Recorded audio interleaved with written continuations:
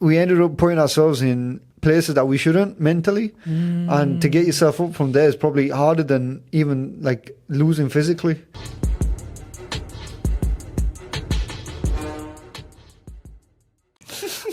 Hi and welcome to Shadowboxr. My name is Jacqui-Lee Pryce. I'm here in Sheffield at the Steel City Gym with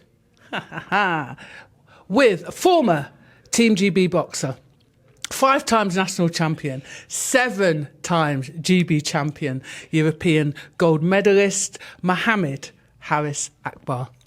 Thank you, Jackie, for having me. And bigger thank you for not just saying stellar amateur career. Well, do you know what? I was thinking, do not say stellar, do not say stellar. Yeah. I'll say outstanding. Accomplished. Splendid. We're talking about the last time that I interviewed him, and we talked about the whole generic use of stellar amateur career. I was sick of hearing it.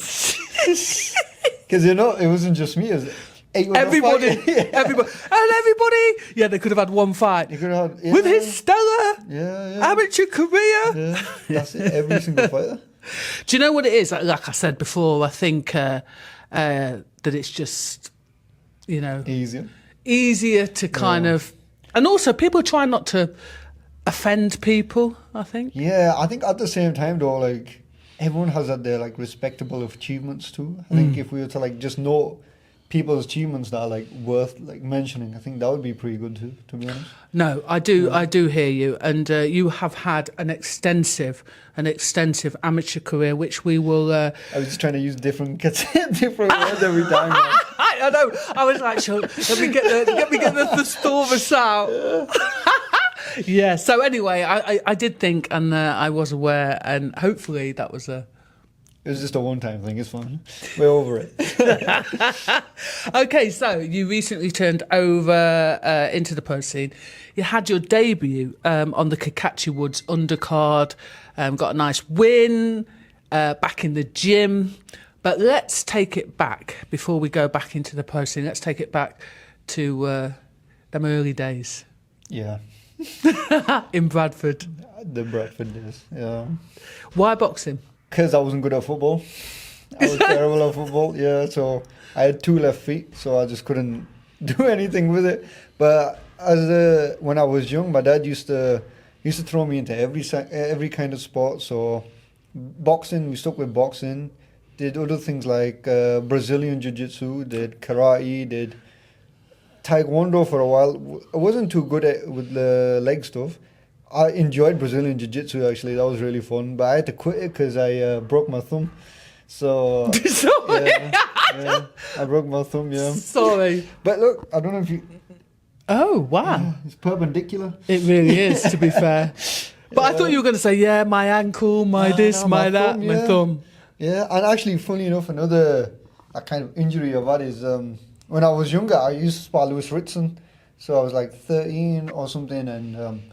I think he was starting his professional journey at the time, and he gave us a cauliflower ear. I don't know if you can see it there. You have actually? Yeah. People think it's from wrestling. No, it's from a left hook. So you thought you'd quit the old MMA? And give boxing a go. I was terrible when I first started. I was proper terrible. I heard, is it true that you lost your first 5? I didn't lose my first 5, but in my first 10 I lost 5, and I got stopped, I think, twice. So I was terrible. I was proper terrible. I ended up getting to a national final, right? Because it was just me and this other lad in the weight. There was no one else in the weight because that's how big I was. And he stopped me in 20 seconds. I was so bad. But then I lost a lot of weight. I lost about 16 kilos. So imagine how big I was, and then I was actually good at boxing. I thought I'd just stick with it now. So here we go. Here we are. Do you know what's interesting? I'm always intrigued as to what is it that kind of keeps people going, especially when they take losses, especially early on in their career, especially as kids, when it's quite tough, I think. You haven't learned how to take loss in life. Do you know what I mean? I think that's something my dad always tried to reiterate into me. When I lost that national final, it's probably one of the lowest points I've had. And he goes, do you want, just give it another go, give it another couple of wins.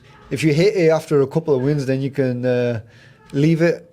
And the couple of wins came, and I was like, I just need to keep pushing. Like, my biggest motivation has been my dad. He's always pushed me, and he's always helped me in my boxing. And that's probably, I owe everything to him. I love that he said after your wins. Yeah. So it was like giving you the chance to just experience both sides of the coin. Do you know what I'm saying? Yeah, of course. And that's what kept me here, because the feeling of winning, there's nothing like it. Like, we always lose, but we always forget losing, because winning is just so much better. It is, it's true. It's so much better. It's true. Obviously, we've talked about you having your first 5 losses in your first 10 fights. You keep going, things get back on track. I'm trying to think of a way to say you had a highly accomplished youth career. Yeah, I got better. I got better. Well, to be honest, if I got worse than that, it'd be even. I'd be somewhere else right now, wouldn't I? It's true. It's true. So looking back, kind of at your earliest memories, what was the moment that you kind of realised, like, yeah, this is definitely worth sticking with. This is going to be a career. I just liked. Like, I always wanted to do things. Like, I was just very energetic, and I like being like hands-on on things. So I always just liked going to the boxing gym. But I think when I really, really wanted to get into it, is I ended up winning my first national title in the last year as a junior. So I was 15, I want to say 14 or 15, and I was like. And then I had my first golden glove. So they used to give golden gloves back then. I remember. Instead of the national title, instead of the title belt, which I thought, they should have bought it back. That was so good. And I just had it in my hands. I was thinking, I think this is it. This is a feeling I just want to capture for the rest of my life. So every time I trained, every time I did something after that, I just had that in the back of my head. I just want to get more golden gloves. It is. There's something, I don't know, about those golden gloves when you put it round your neck. Yeah, they were so good. They were. It was so good as well. It's a shame they got rid of them, because belts are really good anyways. Like, obviously everyone wants a belt, but no one really, you never really got golden gloves though.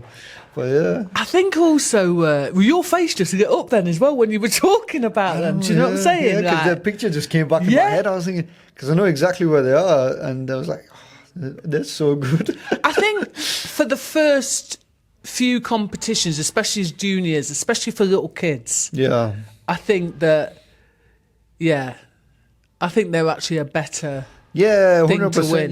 Do you know what I mean?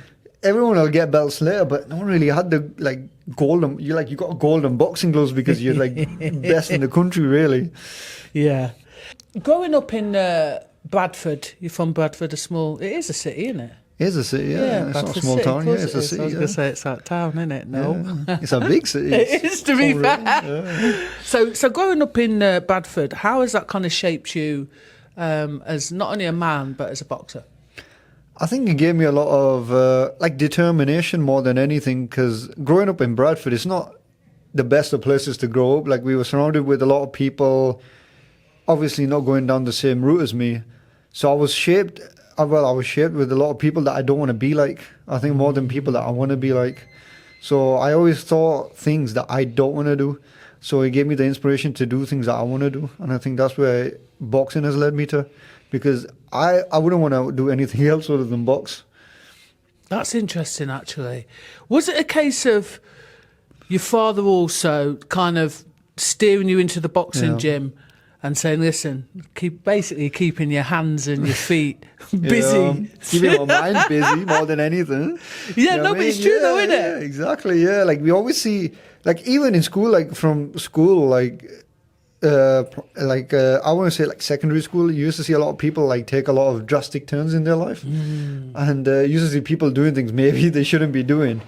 And I think even more than boxing, like, my dad took me away from all that and never really got me involved with it. So I think it's more of like counting your blessings and being grateful for maybe a path that I've gone down now, rather than a path that could have gone all wrong, really.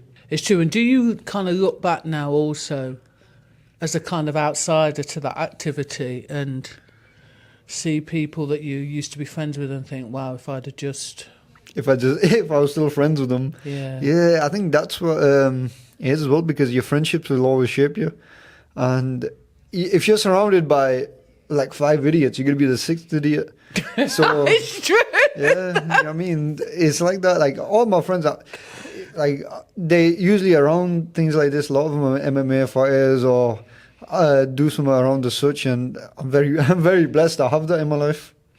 Is that something now, looking back, that if you kind of could get hold of any of these youths in here? Yeah. Do you know what I mean? Is that the kind of... Because that's a good piece of advice, you know, that, like, if you hang around with 5 idiots, you'll become the 6th. Yeah. Yeah, I think it's definitely better to start off home, like, in the sense where I would definitely start off in Bradford, maybe have, like, a youth program there to help people, like, navigate themselves, hopefully more into sport. Because there's definitely a lot of talent yet to be unlocked in Bradford, and I can't wait to see what the next generation has to bring. And what else about Bradford would you say is one of the positive things that outsiders probably don't know about the city? The food.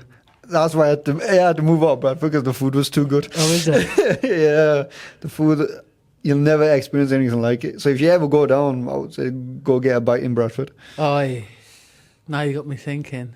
I can't think of the last time I actually came to Bradford. Have you been? Yeah, years ago, and I'm not actually sure why. I don't know if it was a rave. I hope it wasn't. I hope it was a church thing. Nothing ridiculous. Anyway, we did get UK City of Culture though, 2025. No, there was something. Yeah. There was something I came to, and Bradford City just got promoted to League One, so we're doing well right now. Yeah, but you're talking football. If you talk football, I got Yeah, it's a big thing that just happened. I'm literally like that. Oh no. Anyway, so moving forward. So you have this highly accomplished youth career, and then you start to sort of make your moves and you get accepted on Team GB. Talk me through getting that acceptance letter. I ended up winning quite a few things as a youth. Both years I won the national title. We got belts instead of the golden gloves. Got the Youth Commonwealth gold, world bronze, and then a European silver too. So I ended up winning loads of major medals. And then I ended up, so straight, even before I just turned 18, I got the acceptance to get onto GB. So I thought that was big, and I couldn't wait to just get going. Throughout the years, I ended up, I think I definitely had over 70, 80 fights with them. Ended up accomplishing like a lot with them too, and representing them in all over the world. And I'm like really grateful for that. They took me to places I never thought I'd be. We went to Japan, like things like that. Like I ended up, obviously I never had the blessing to box at the Olympics, but to watch the like background to it in 2021 in Tokyo was unreal. The setup was so good. And then we've also been to like the mountains in Kazakhstan was, they were terrible because you just had mountains and a road for your friend, and that's it. But it just took me all over the world, and I've seen places, that I never would have seen if I was just like a regular person.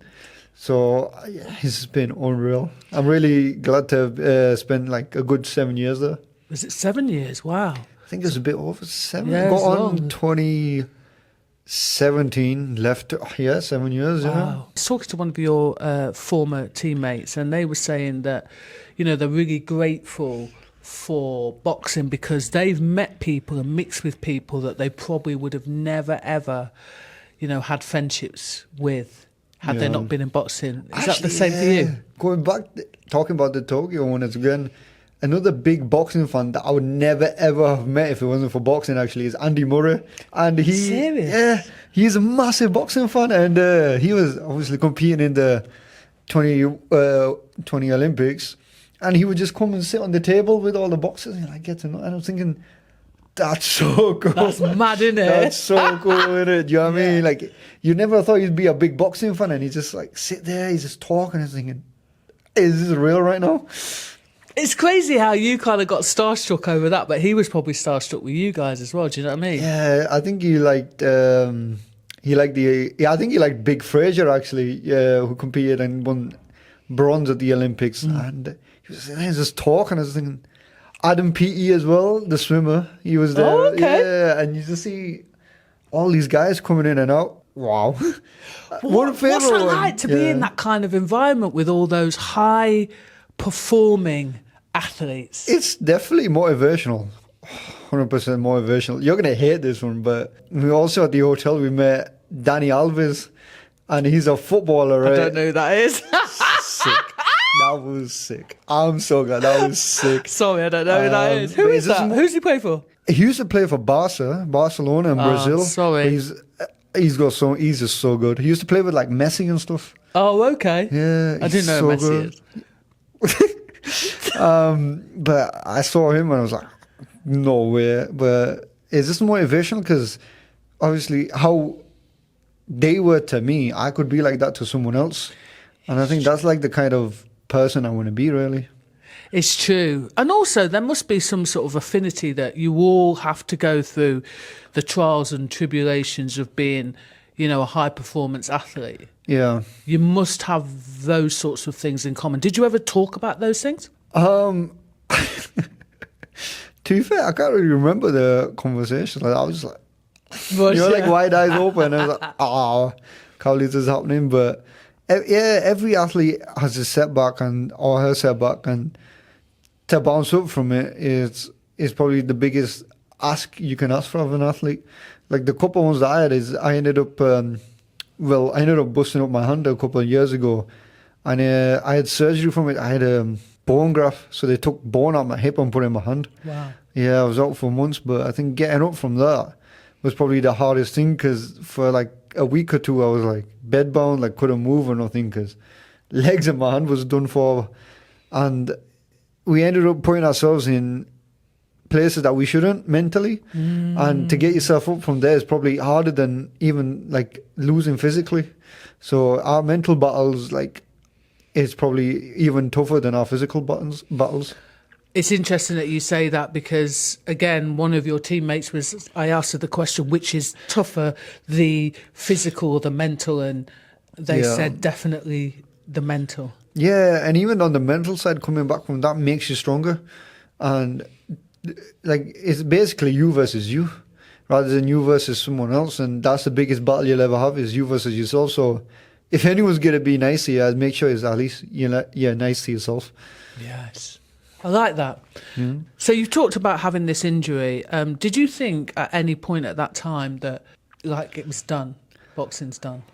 Oh, no, I'm a fighter. I don't give up like that. So ended up, but I was in a bad state there, because I had nerve damage in my left hand because of the needle they put in, and then I had, obviously, my right hand was in a cast. My right leg was done for because of the hip. So I could only hop up and down on my left leg. I was proper done for like a week or something. So it was definitely tough coming up from it, but I bounced back. I had the help of GB as well at the time as well, like the psychologists and stuff there. So that's all we need as well, just a little help sometimes to bounce back.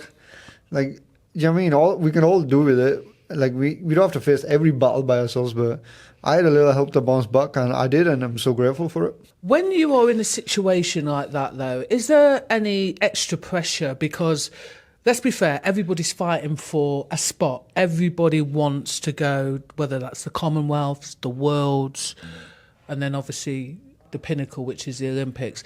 Does that kind of play on your mind slightly that, you know, everybody else is making moves? Yeah, I think so, because I think it's just perspective. Like, you can either look at it as a negative or a positive. I think you used to see it as a positive because they're doing the same thing as me. So how can I have something against someone who's doing the same thing as me? Because we're all battling our best every single session, every single day for it. Like, even like sometimes it's your friends. Like, your friends are battling for the same spot.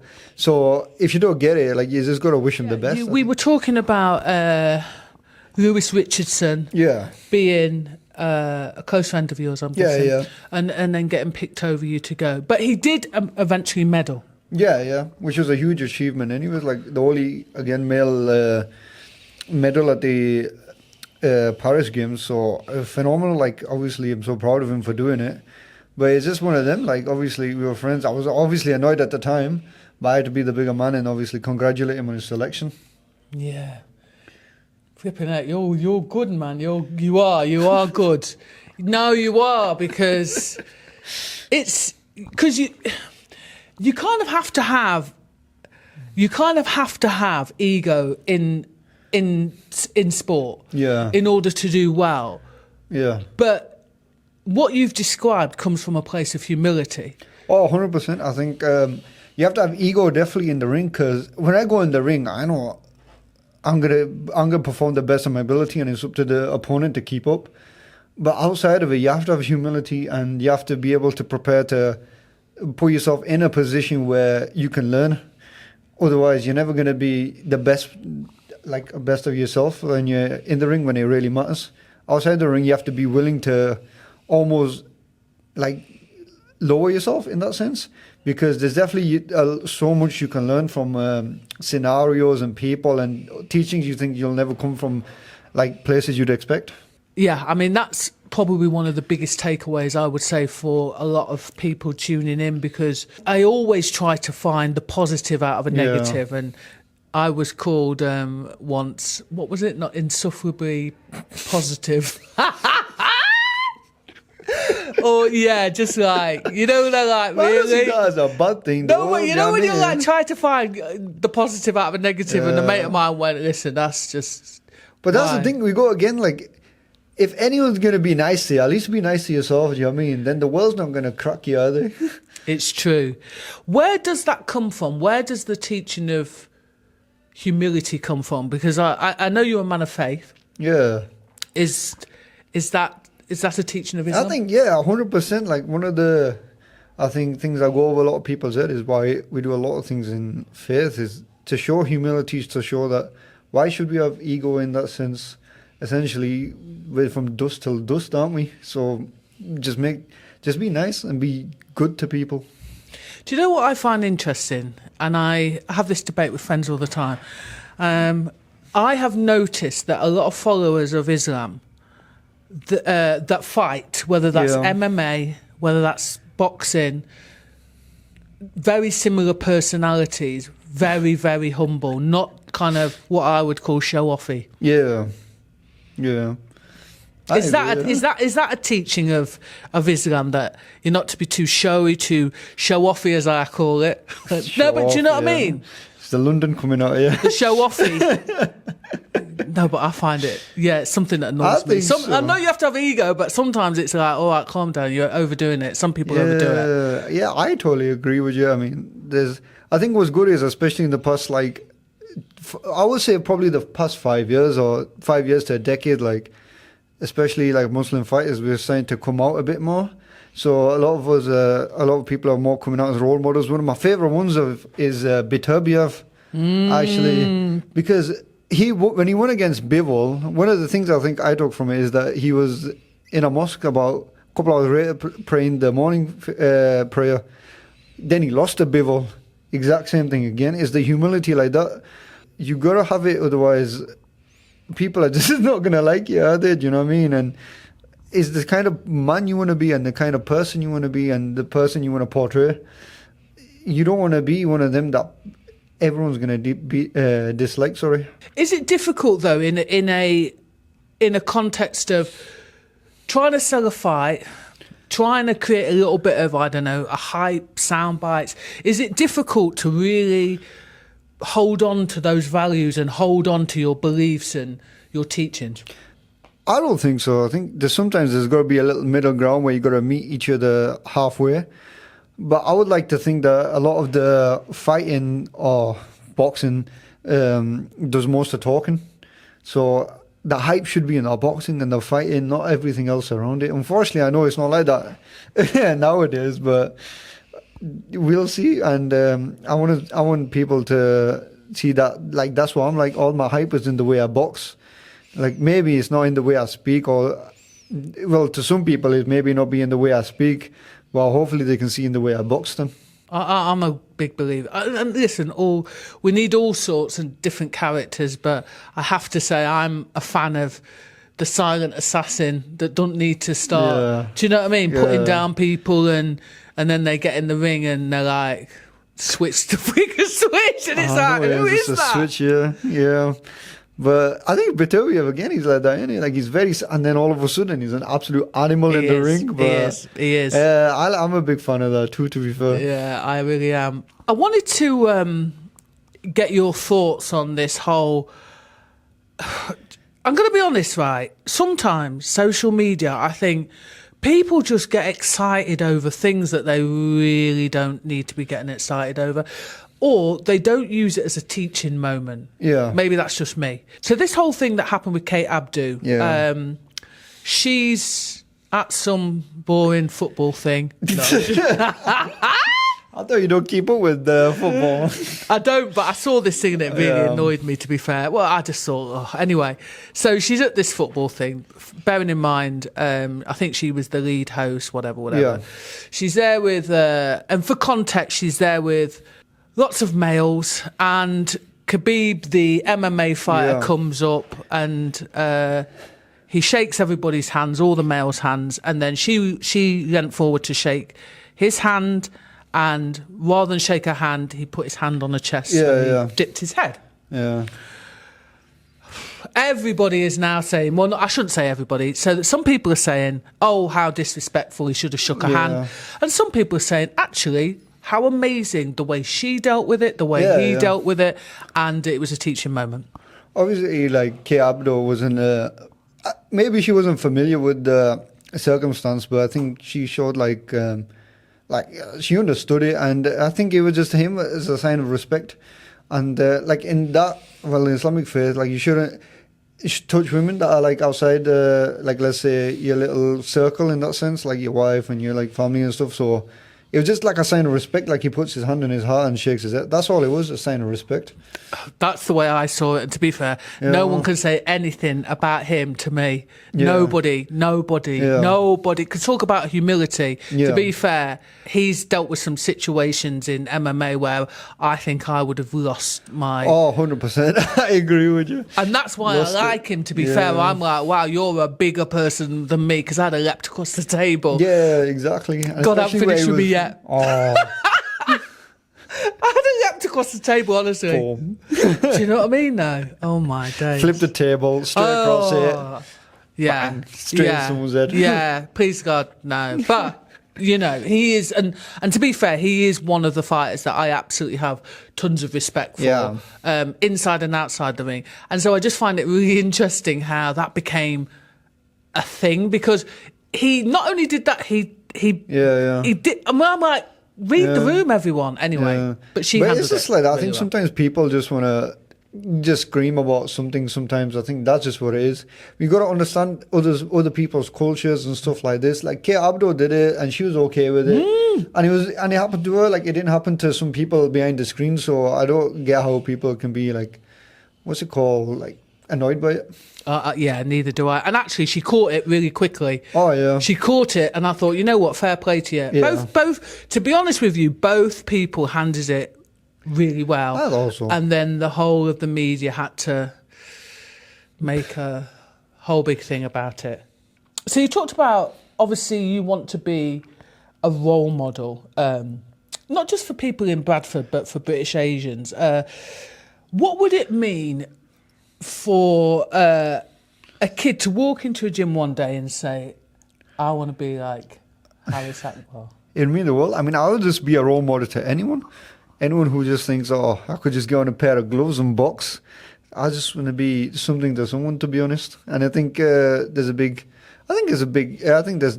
something nice in it. Like, oh, someone wants to be like you. I think it's unreal. What a feeling to have. Yeah. It kind of puts a little bit of pressure on that. You've got to be even more well-behaved. Ah, yeah. Well-behaved. I'll just be you. If I was me, I'd probably be cancelled within a day or two. You and me both, my friend. You and me both. And, you know, we've talked about, obviously, I think we talked off camera about representation. Yeah. And how important that I think we both feel that is. That's proper English. But do you feel a bit of a weight of that on your shoulders? Yeah, a little bit, yeah, because when I was growing up, there wasn't much representation in, like, let's say, boxing and the Asian community. There was only really Amir Khan at the time and maybe a couple of local boxers that I used to know. And now that we've expanded, really, like, gone over, like, 20 years, there's definitely more and more coming through, and I think it's unreal, like, what I think we're doing, and hopefully more of us can come through and we can be the role models, and there's be like kids and teenagers from places like Bradford and things like that can use us as an example, and then be like, oh, we want to be like them, and hopefully they can be the next world champions. It's so important because I do see people go, oh, why are you pulling the race card? Do you know what I mean? And it's like, yeah, but we can see many different I want to see a representation of me. Yeah. Do you know what I mean? I know what you mean. And you need to see, or people around you need to see representations of themselves. And that's not to say that we don't take influence from any other culture, but I think it's so important. I think it is about finding role models for yourself, and it can be anyone. Like, it's just like that, but it is nice to see more familiar faces as well at the same time. But it's just like that. You can take role models or inspiration from anyone. So if you're willing to be the best person for yourself, at least look at someone who's worth that standard. So looking forward to your professional career, obviously you decided after the Paris 2024, Lewis gets the nod, goes off and he wins his bronze medal. And then you make that decision, don't you, to turn over. Was that an easy decision, or did you think, let me stay for one more cycle, let me just try? No, I couldn't stay for one more cycle. I would have been, couldn't do it. I just, I knew professional was something I was aiming for, from the start of my amateur career. I didn't know if it was going to come later or earlier. Preferably, my dad wanted me to do it a bit earlier. But I was I wanted to stick out at least till the very end of it, and that was just the very end of it. I think from the last, from when Lewis got picked, I just knew that was my amateur career, because I couldn't, I've experienced everything, and I just wanted to give, start something new to myself. Turning over professional, I'm so excited for it. At least I had a couple of months off, came back, and I just, ever since I started with Grant again. And I started with my other team, and start naming them. I started with Grant. There's the Pierce as well. There's Johnny who does my S&C. There's my nutritionist Connor and Matt, and it's just all these guys. They made me fall back in love with boxing. So it's a big shout out to them for putting that drive back in me. You kind of need that, don't you, after being in that kind of high pressured situation, and then you've got to kind of go off and lick your wounds a little bit, don't you? And then yeah, that's what it is. Going from there, turning over, is just the start of something new, really. And I'm glad. The gym I'm at, it's unbelievable. Anyways, Grant's an immense trainer, and I'm learning every single session. So I'm really glad to be in the position I am right now. Do you ever go back to GB for sparring or anything, or do you get kind of everything you need under this roof? We're at Steel City now. Everyone comes in. Come on, look. Steel City boxing. Fair play to you, fair play to you. This is that slight bit of ego that comes back. You got to find the instances for it. Fair but play. This gym, this is something to be proud of. This gym's unbelievable. Grant got Trainer of the Year a couple of years ago. We got people who headline fights here. We had British champions, European champions. We've had everyone here. So if you're going to be proud of something, at least be proud to represent. This gym also has kind of taken over, no disrespect before anybody says anything, but the Ingle gym, the Ingle gym was kind of the number one gym, wasn't it, for a long time? And all gyms have peaks and troughs with success, but Steel City seems to be... Yeah, we're thriving right now. You've kind of elbowed... Yeah. Ingle Gym, obviously respect to them as well, because they're still an unbelievable gym that are going. But Steel City is where you want to be in Sheffield. And, well, I'm really glad to be here. Yeah. Just in terms of kind of, turning over, has the pro scene so far, I know you're kind of a newbie, but... I've had one fight. I just dipped my toe in the water. A little taste. Yeah, a little taste. A little taste. Is it anything like you imagined? I haven't boxed in England in over a decade, and properly, and to have that first fight as a professional, it was more than that. Everything is just, I was so excited when I go in there. People get nervous, right? I wasn't even nervous, I was just so excited to get in there, and just so when you get jittery to start something, that was me. And It lived up to everything. Like, it was just amazing. Like, I can't wait to do it again. I've heard that when you're on the amateur scene, and obviously I've coached on the amateur scene, when you go to international, sometimes you're in the middle of nowhere. There's two people in the audience. There's no music. You just get a bunch of random sweaty people just cheering.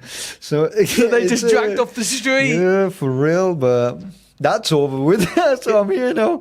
I'm in England surrounded by sweaty people. Was it the cheering and the music? Yeah, I get to choose everything. I think that's probably been the biggest change as well. Like, I get to choose everything, to who's in my ring, to what I wear, to the music, the gloves, the everything. And I was like, this just gives me a stupid amount of power. I was like, I've never had this before.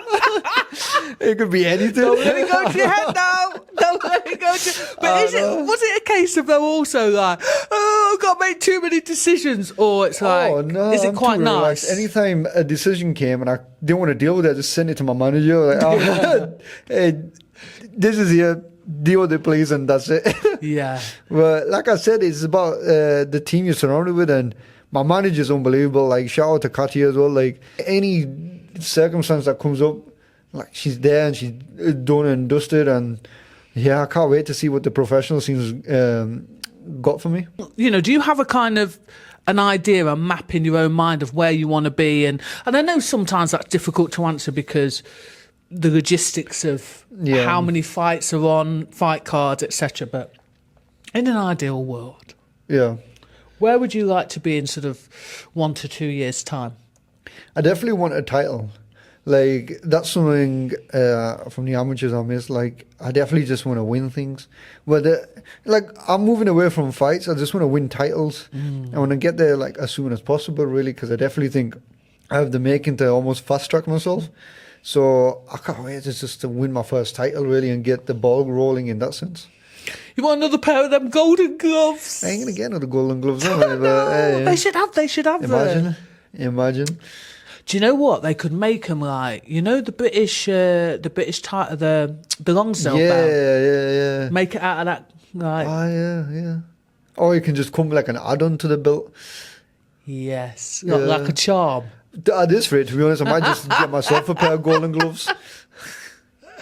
Can you remember when people used to have them on their necklace?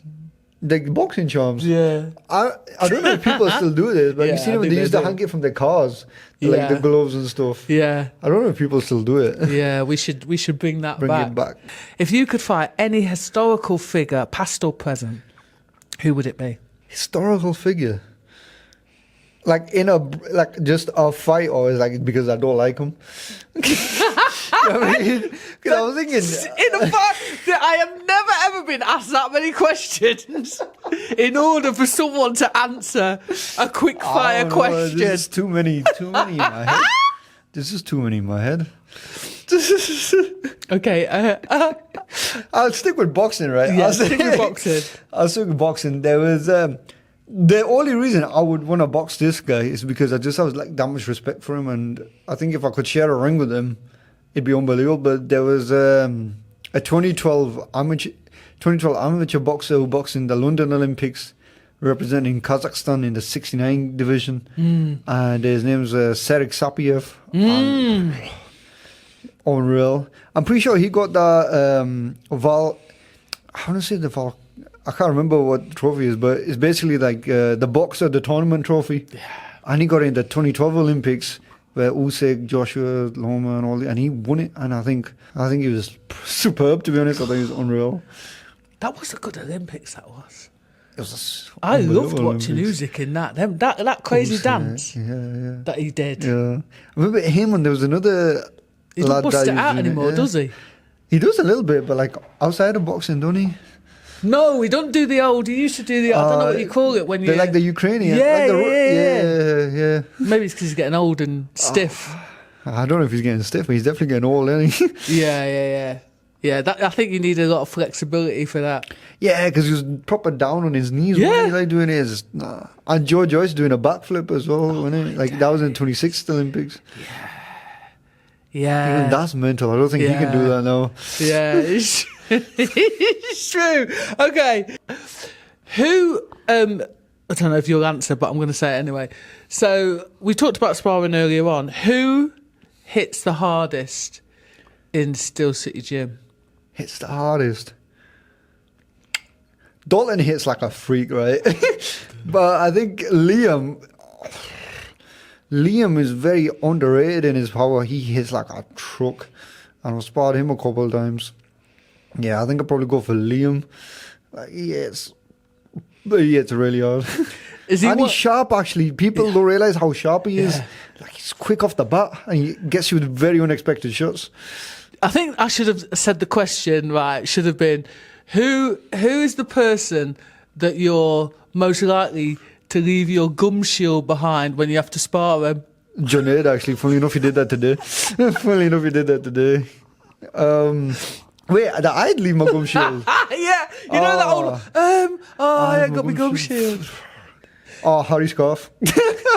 He's just so annoying to spar. He's so annoying to spar. I'd love to leave my gum shield a couple of times if I was sparring him.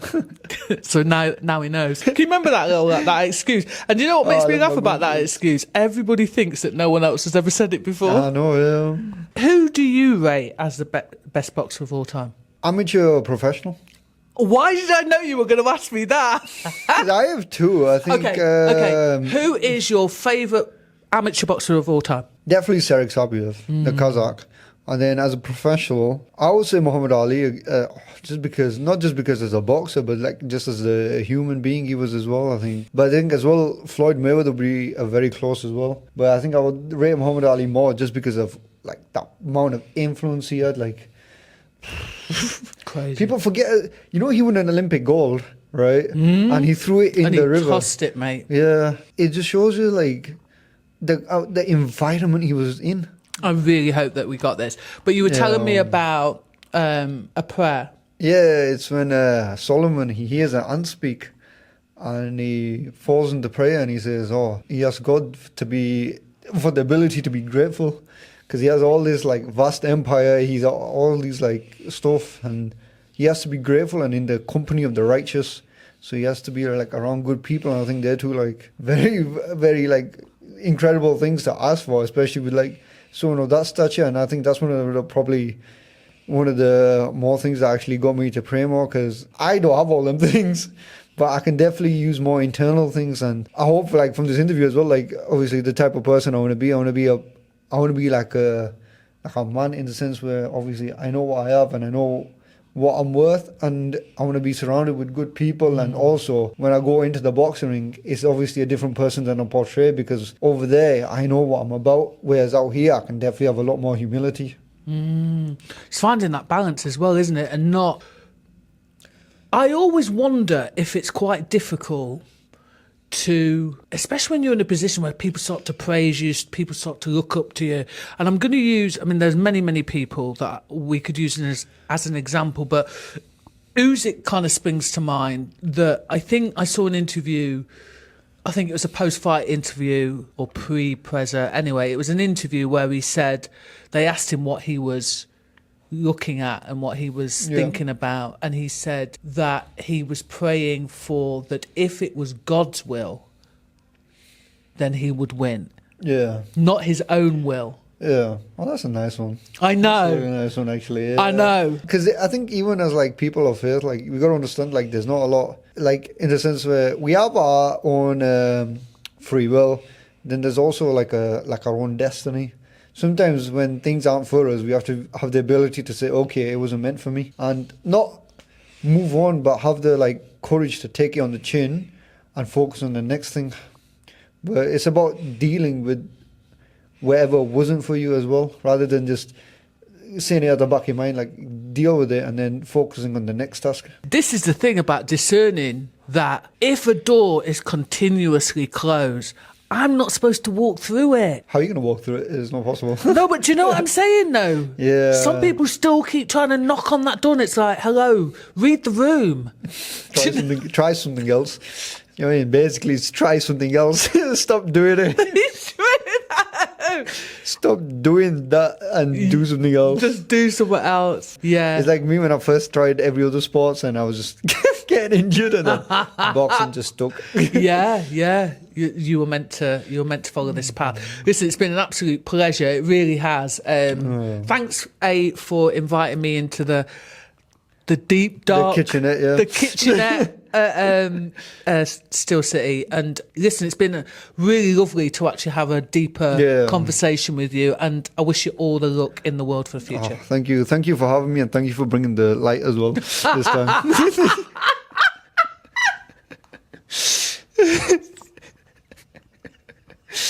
They can actually see us now, you know what I mean? We're not just two mouths speaking in the darkness.